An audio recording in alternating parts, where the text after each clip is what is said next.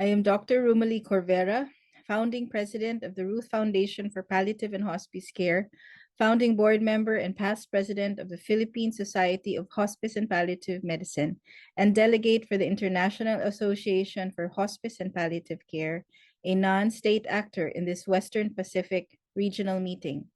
Palliative care is now part of the Philippine healthcare strategies in both the Universal Healthcare Law and National Integrated Cancer Control Act.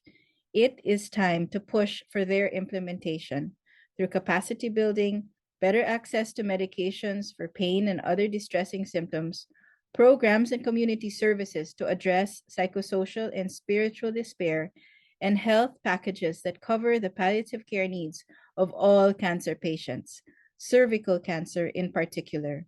As a new palliative specialist back then, doing home visits for underprivileged patients, the women facing incurable cervical cancer left me with very vivid imprints of suffering.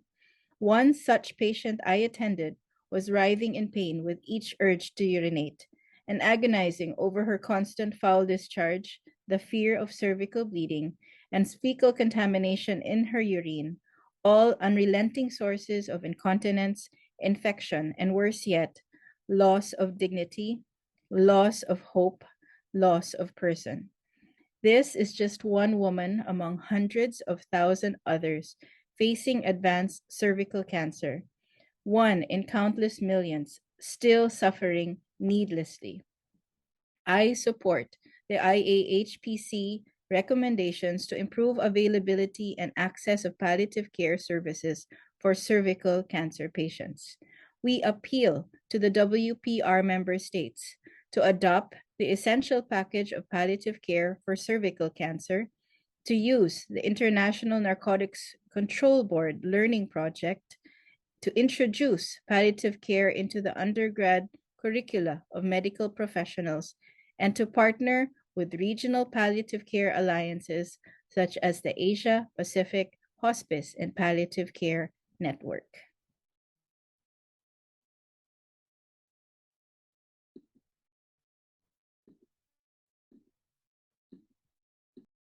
I am Adjunct Clinical Professor Leroy William, past President of the Australian and New Zealand Society of Palliative Medicine, and a life member of the International Association for Hospice and Palliative Care, a non-state actor in this Western Pacific region meeting. Continuing the advocacy for relief from serious health-related suffering, we welcome the robust inclusion of palliative care as part of the spectrum of primary healthcare. The focus on treating ill health and maintaining well-being is integral to primary care and further supported by the early introduction of palliative care, for example, at the diagnosis of serious illness. The principles of whole person care unite palliative and primary healthcare as psychological, social, and spiritual care occurs predominantly in the community. However, the effective integration of palliative care skills into primary healthcare requires 1, undergraduate and postgraduate training of the health workforce, 2, adequate access to internationally controlled essential medicines on the WHO model list, including the palliative care medicines in Part 2C, and utilizing the learning project of the International Narcotics Control Board to assess need. 3, the adoption of the WHO essential package of palliative care interventions, medicines, equipment, human resources, and intersectoral supports designed to minimize costs.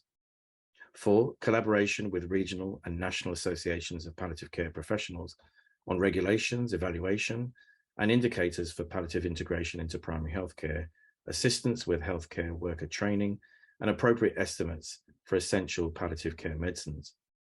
As a former GP, I recognize the importance for people to be cared for in their households and communities as much as possible. Subsequently, I support the IAHPC's recommendations and encourage member states to take action in the ongoing challenge to relieve unnecessary serious health-related suffering from our countries. Thank you. I am Edmar Elcarte, a registered nurse, palliative care advocate, a member of Sigma Nursing, co-chair for NCDs of Association of Pacific Rim Universities, and a debate of International Association for Hospice and Palliative Care, a non-state actor in this Western Pacific regional meeting. While palliative care has become part of Philippine healthcare agenda through its inclusion in both Universal Healthcare Law and National Integrated Cancer Control Act, inequalities still abound that make essential healthcare inaccessible in geographically isolated and disadvantaged areas, including for refugees and indigenous minorities. During my community visits in nearby provinces as palliative care nurse consultant, I have been stunned by stories about patients with long-term illness who died with no access to medical management and even medicines. Challenges we are facing include the need for trained healthcare professionals, pain medicines, and accessible primary care for those who are agonizing and suffering as they are invincible and unreached by the healthcare system. We urge WPR member states to integrate palliative care into the undergraduate curricula of all allied health professionals to ensure availability, accessibility, and affordability of essential medicines on the WHO model list, to consult the learning project of the International Narcotics Control Board, to adopt the WHO Essential Package of Palliative Care, and to create partnerships with national and regional palliative care alliances, such as the Asia-Pacific Hospice and Palliative Care Network. I support the IAHPC statement recommendations and the draft regional framework to improve availability and accessibility of healthcare services for the unreached and underserved patients in need of palliative care. Thank you. Hello, my name is Dr. Odette Sprite. I'm a palliative medicine specialist and the founder and chair of the Australasian Palliative Link International charity based in Australia. I'm an advocacy colleague of the International Association for Hospice and Palliative Care, a non-state actor. I congratulate the committee on the progress made since 2021 in recognizing the integral role and importance of palliative care in the person-centered approach to caring for people with NCDs. Palliative care is holistic, person-centered care for people with advanced, life-limiting illness, and also may be required from the time of diagnosis when there is significant symptom and psychosocial suffering.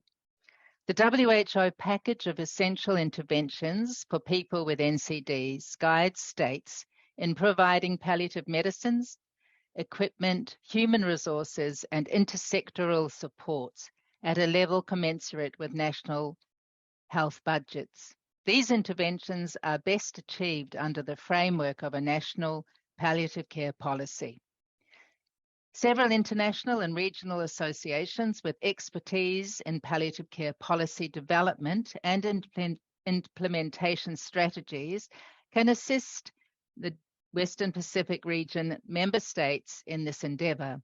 IAHPC and the Asia Pacific Hospice and Palliative Care Network would welcome such consultation, as would many national palliative care associations across this region. The IAHPC also commends the learning project of the International Narcotics Control Board to member states. This addresses the barriers which prevent adequate availability of essential narcotic and psychotropic substances for medical care, resulting in a devastating impact on person-centered care. I thank you.